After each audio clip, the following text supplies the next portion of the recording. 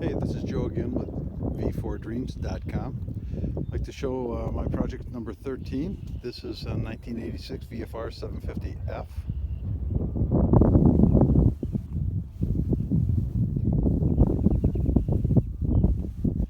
$23,775 miles.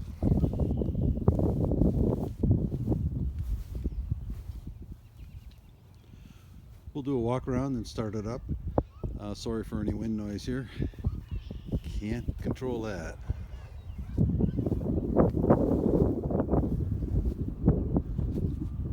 All original bodywork with one exception. The mirrors have been refinished.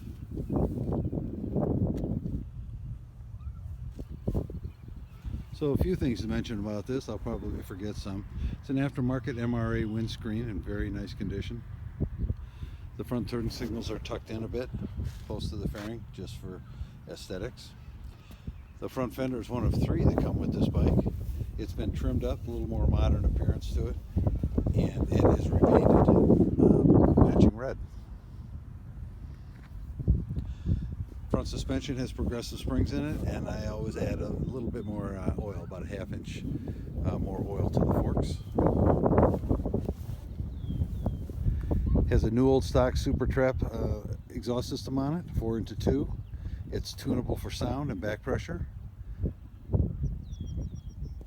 Original seat.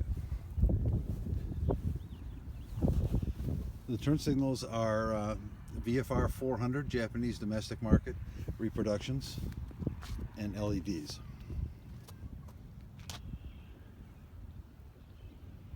Stainless steel brake lines, front and rear, and a stainless steel clutch line also. The swing arm has been polished, stripped and polished.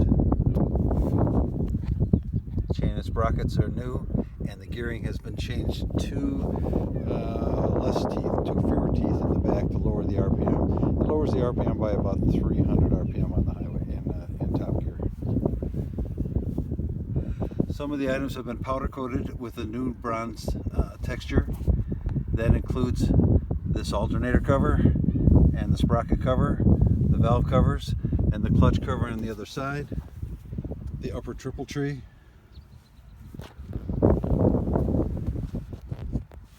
and this rear brake torque tube, which is usually very ugly.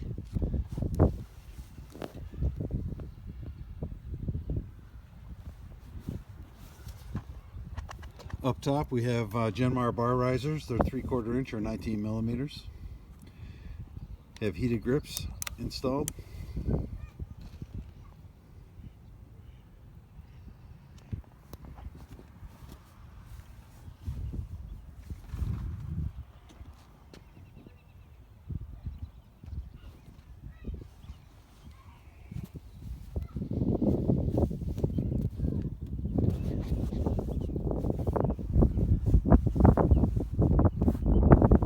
Bodywork is original, in very nice condition. It's all been color sanded, machine buffed.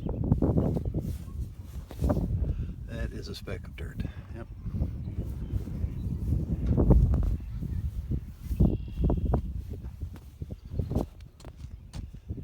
This is just stick-on letters. They can be removed. The other thing I did back here to clean up the back end, I shaved the turn signal brackets that used to sit here, along with the seat lock. So instead I have a small loop here. You just pull down and that releases the seat. Let's see if I can do this with one hand.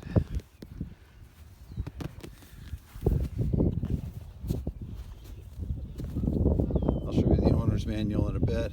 Toolkit also comes with it. This is a keyed relay that provides power to the heated grips and GPS. Here's the GPS mount, or GPS wiring. It's an SAE plug, can be used for anything that accepts that, or converted to a I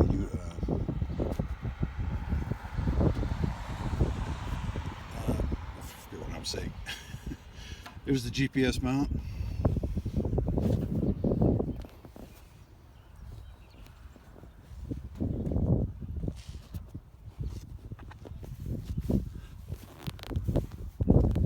I'll just set that back on there and let's start it up.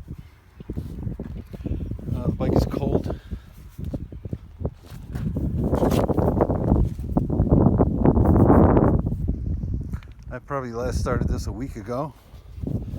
So let's put it on reserve. Full choke, no throttle.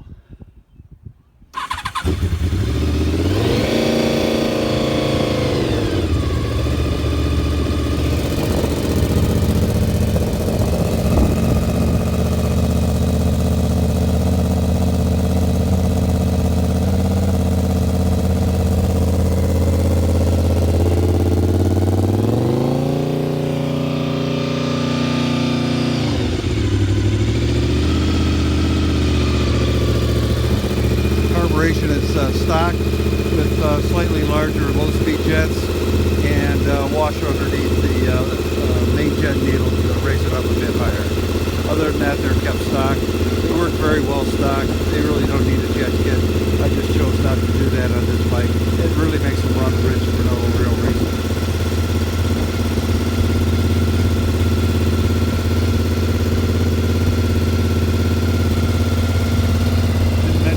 Shock. It's a stock VFR shock, and it's redone by Jamie Doherty at DMR in Fort Wayne, Indiana.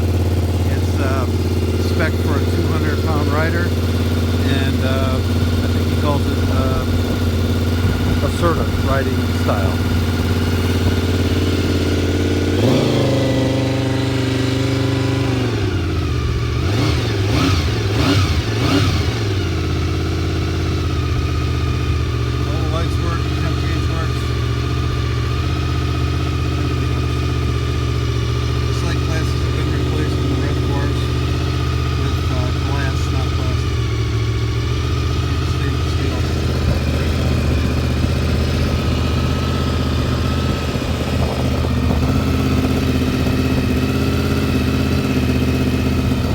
Brake pads are EBC double H front and rear.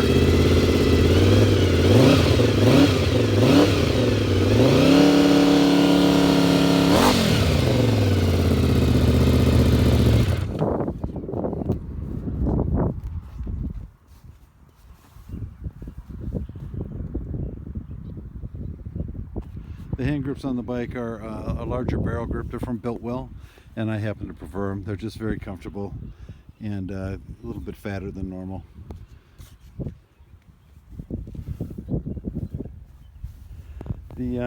Just a small point, the clutch or the shifter and brake levers have been smoothed and then polished. They're normally kind of a dull gray, anodized gray look.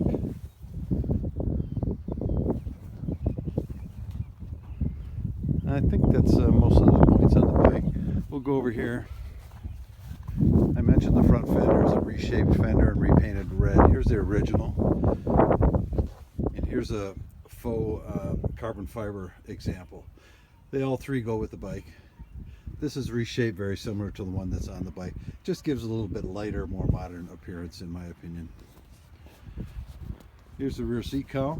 This was quite a find. These are very hard to come by and getting very expensive, and this one is in perfect condition. Toolkit. Owner's manual, unfortunately, is for a 700F and F2. The 750Fs are, for some reason, very difficult to find. Here's a new old stock pouch for it. An old climber manual, and a copy of Clement Salvadori's Interceptor book. Let's see if we can find. Oh, there. It's no longer in print, getting kind of hard to find also. I'm going to show you one flaw on this bike, and that is on the top of the fuel tank. If I can get the right light here and back here. Just the right light, and you can see a slight depression. It's not marred in any way, but it is a slight depression. Well, the inside of the fuel tank has been coated. Don't know any history on that. I didn't do it, but it doesn't leak. Yeah, very good picture of that. Two keys.